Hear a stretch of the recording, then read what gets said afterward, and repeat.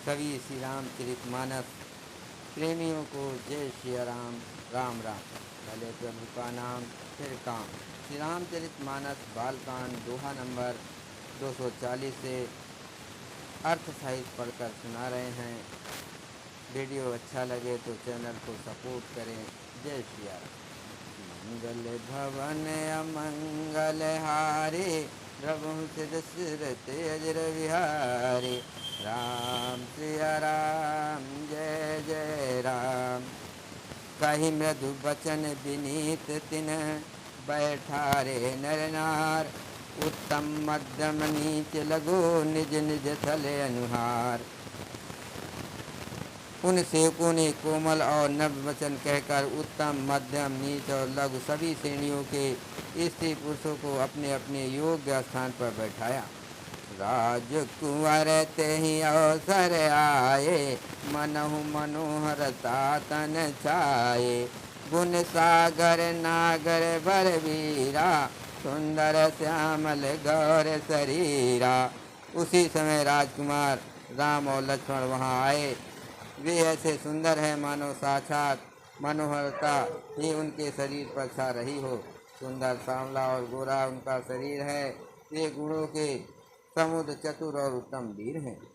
राज समाज विराजत रूरे, उड़गन महु जन जुग विदुर पूरे। जिनकी रही भावना जैसी, प्रभु मूरत तिन देखी तैसी।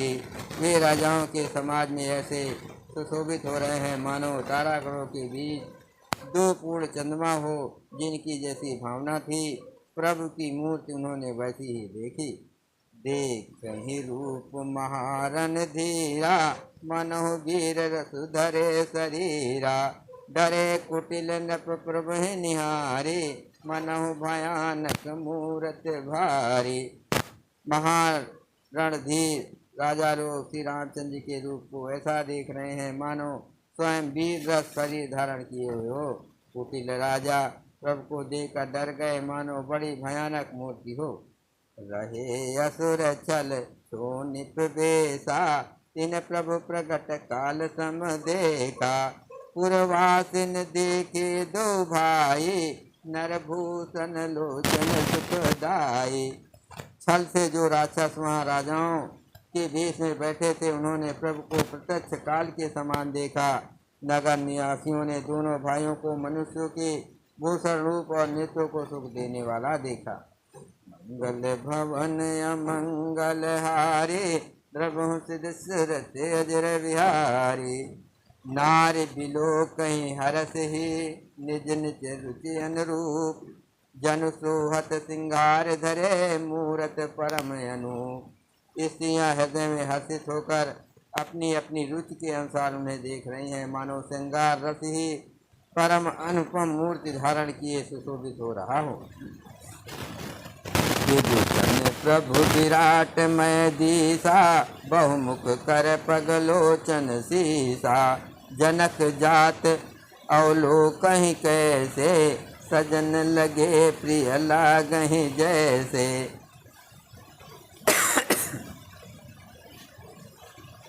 विद्वानों को प्रभु विराट रूप में दिखाई दिए, जिसके बहुत से मुंह, हाथ, पैर, नेत्र और सिर हैं।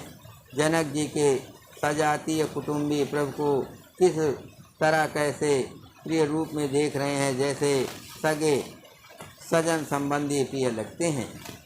सहित विदेह बिलो कहीं रानी, शिशु सम प्रीत न जाति बखानी। जोगिन परम तत्मय भाषा, शांत शुद्ध सम सहज प्रकाशा।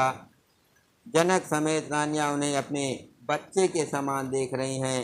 उनकी प्रीति का वर्णन नहीं किया जा सकता। योगियों को वे शांत शुद्ध सम और स्वतः प्रकाश परम तत्व के रूप में दिखे। हरि भगतन देखे दो भाता, इष्ट देव यो सब सुख दाता। राम महि चितो भाय जय सिया, तो सनेव सुख नहीं कथनिया। हर भक्तों ने दोनों भाइयों को सब सुखों के देने वाले इस देव के समान देखा, सीता जी जिस भाव से श्री रामचंद्र जी को देख रही हैं वह स्नेह और सुख तो कहने में भी नहीं आता।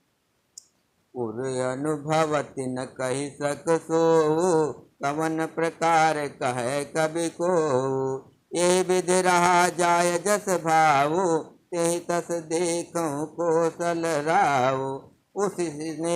उस स्नेह और सुख का वे हृदय में अनुभव कर रही हैं, पर वे भी उसे कह नहीं सकती। फिर कोई कब उसे किस प्रकार कह सकता है। इस प्रकार जिसका जैसा भाव था, उस कौशलधीर श्री रामचंद्र जी को वैसे ही देखा। मंगल भवन अमंगल हारे, द्रवहु दशरथ अजर विहारी।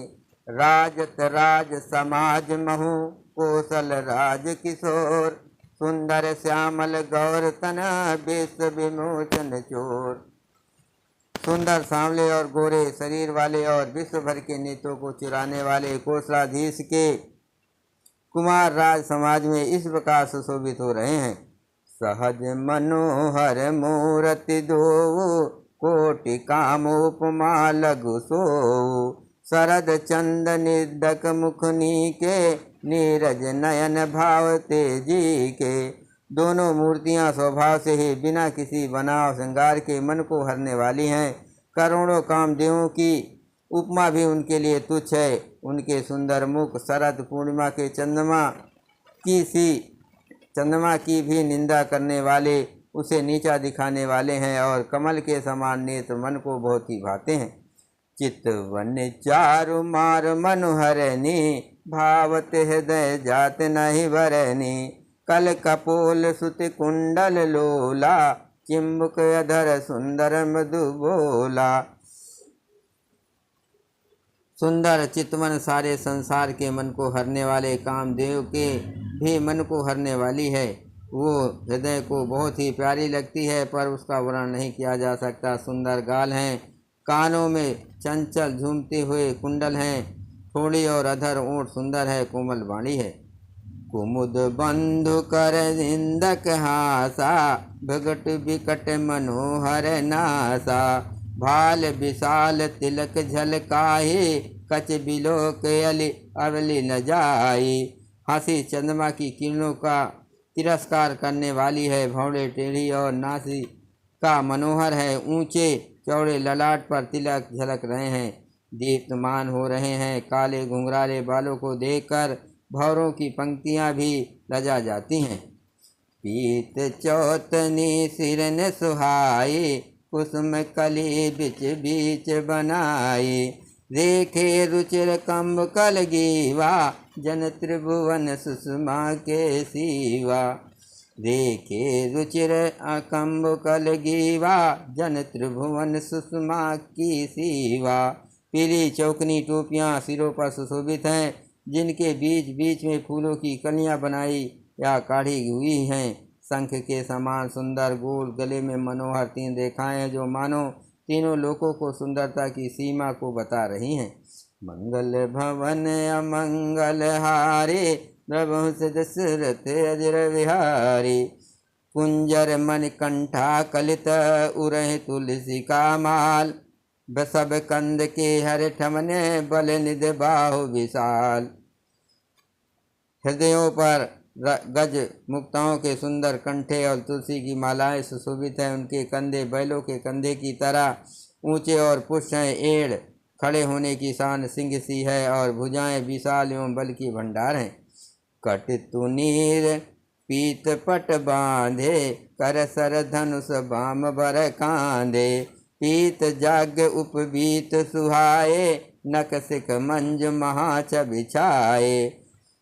कमर में तरकस और पीताम्बर बांधे हैं, दाहिने हाथ में बाण और बाएं सुंदर कंधों पर धनुष बाण पीले यज्ञोपवीत जनेऊ सुशोभित है। नक से लेकर शिखा तक सब अंग सुंदर है, उन पर महान शोभा छाई हुई है। देख लोग सब भये सुखारे, एकटक लोचन चलत न तारे। हर से जन को देख दो भाई, मुनि पद कमल गए तब जाई। तब उन्हें देखकर सब लोग सुखी हुए, नेत एकटक निमेष शून्य है और तारे पुतलियां भी नहीं चलते। जनक जी दोनों भाइयों को देखकर हर्षित हुए। तब उन्होंने जाकर मुनि के चरण कमल पकड़ लिए। कर बिनती निज कथा सुनाए, रंग अवन सब मुनि दिखाई। जहाँ जहाँ जाय कुंवर बर दो, तहाँ तहाँ चकित चितौ सबको। विनती करके अपनी कथा सुनाई और मुनि को सारी रंगभूमि यज्ञशाला दिखलाई। मुनि के साथ दोनों शेष राजकुमार जहाँ जहाँ जाते हैं वहाँ वहाँ सब कोई आश्चर्यचकित होकर देखने लगते हैं। निज निज रुख राम सब देखा, को न जान कछु मरम विषेका। भली रचना मुनि न प्रसन्न कहु, राजा मुदित महासुख लहु। सबने राम जी का अपनी अपनी ओर ही मुख किए हुए देखा, परंतु इसका कुछ भी विशेष रहस्य कोई नहीं जान सका। मुनि ने राजा से कहा, रंगभूमि की रचना बड़ी सुंदर है। विश्वामित्र जी जैसे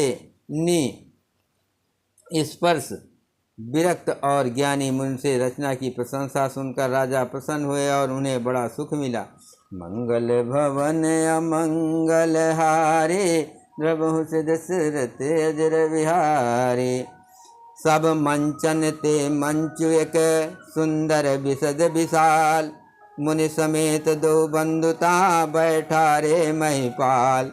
सब मंचों से एक मंच अधिक सुंदर, उज्जवल और विशाल था। स्वयं राजा ने मुनि सहित दोनों भाइयों को उस पर बैठाया। प्रभु देख सब नप ही हारे, जनुरा के उदय भय तारे। अस प्रतीत सबके मन माही, राम चाप तो रब सक नाही। प्रभु को देखकर सब राजा हृदय में ऐसे हार गए, निराश एवं उत्साहहीन हो गए, जैसे पूर्ण चंद्रमा के उदय होने पर तारे प्रकाशहीन हो जाते हैं। उनके तेज को देखकर सबके मन में ऐसा विश्वास हो गया कि रामचंद्र जी ही धनुष को तोड़ेंगे। इससे संदेह नहीं है, इसमें संदेह नहीं। बिन भंजो भव धनुष विशाला, मेलहि सिय राम और माला। अस विचार गौनो घर भाई, जस प्रताप बल तेज गवाए। इधर उनके रूप को देखकर सबके मन में यह निश्चय हो गया कि शिव जी के विशाल धनुष को जो संभव है न टूट सके, बिना तोड़े भी सीता जी श्री रामचंद्र जी के ही गले में जयमाल डालेंगे, अर्थात दोनों तरह से ही हमारी हार होगी और विजय श्री रामचंद्र जी के हाथों हाथ रहेगी। यूँ सोचकर वे कहने लगे, हे भाई, ऐसा विचार कर यश प्रताप बल और तेज गंवाकर अपने अपने घर चलो। बिह से अपर भूप सुन बानी, जे अभिवेक अंध अभिमानी। तोरहु धनुष ब्याहु अवगाहा, बिन तोरे को कुंवर ब्याहा। दूसरे राजा जो अविवेक से अंधे हो रहे थे और अभिमानी थे, ये बात सुनकर बहुत ही हंसे। उन्होंने कहा, धनुष तोड़ने पर भी विवाह होना कठिन है, अर्थात सहज ही में हम जानकी जी को हाथ से जाने नहीं देंगे। फिर बिना तोड़े तो राजकुमारी को ब्याह ही कौन सकता है। एक बार कालों किन हो, सिय हित समर जितप हम सो। यह सुन अवर महिप मुस्काने, धर्मशील हरे भगत सयाने। काल ही क्यों ना हो, एक बार तो सीता जी के लिए उसे भी हम युद्ध में जीत लेंगे। ये घमंड की बात सुनकर दूसरे राजा जो धर्मात्मा हरिभक्त और सयाने थे मुस्कुराए। मंगल भवन अमंगल हारे, द्रवहु से दशरथ अजर विहारी। सीय ब्याह राम गर्भ दूर करनपन के, जीत कुशक संग्राम दशरथ के रन बाकुरे। उन्होंने कहा, राजाओं के गर्व दूर करके जो धनुष किसी से नहीं टूट सकेगा, उसे तोड़कर श्री रामचंद्र जी सीता जी को ब्याहेंगे। रही युद्ध की बात सो महाराजा दशरथ के रण में बाकी पुत्रों को युद्ध में तो जीत ही कौन सकता है। बोलो सियावर रामचंद्र की जय, पवन सुत हनुमान की जय, शिव पार्वती की जय। हर हर महादेव।